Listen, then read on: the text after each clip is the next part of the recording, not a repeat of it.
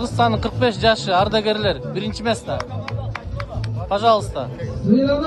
Özkan komandası. Dördüncü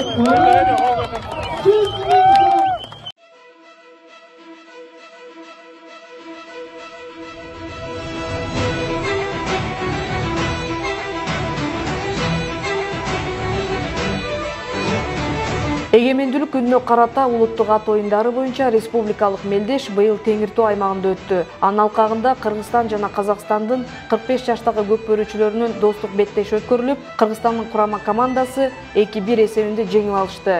Кыргызстан курама командасынын капитаны Ош облусунун Өзгөн райондук сотунун төрагасы Аман Букумбаев көкбөрүү оюну кызыктуу болгондугун айтат. Жыйынтыгында Казакстандын курама командасы менен болгон беттеште Кыргызстандын командасы жеңишке ээ болду.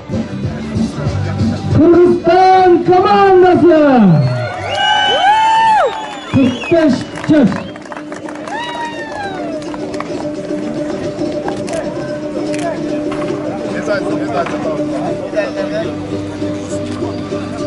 Жалпы байге фонду 200. Бүгүн Кыргыз Республикасынын Жогорку сотунун төрагасы Замирбек Базарбеков Өзгөн райондук сотунун төрагасы Аман Букумбаевди кабыл алып, эрендердин эр оюну болгон көкбөрүүдөгү жеңиши менен куттуктады. Төрага судьялар Кыргыздын улуттук ат оюндарын дагы өздөштүрүп, жеңишке жетишип жаткандыгын айтып, бул оюн улакчынын тайманбастыгын, шамдагайлыгын, эпчилдигин, карандай күчүн талап кыла тургандыгын айтты. Ар бир элдин өзүнүн тарыхы, када салты, үрп адаты, анын ичинде көчмөн кыргыз элинин көкбөрүү оюнун ата-бабаларыбыз илгертен ойноп, аздектеп муундан муунга өткөрүп келе жаткандыгы кубандырат, деди Замирбек Базарбеков.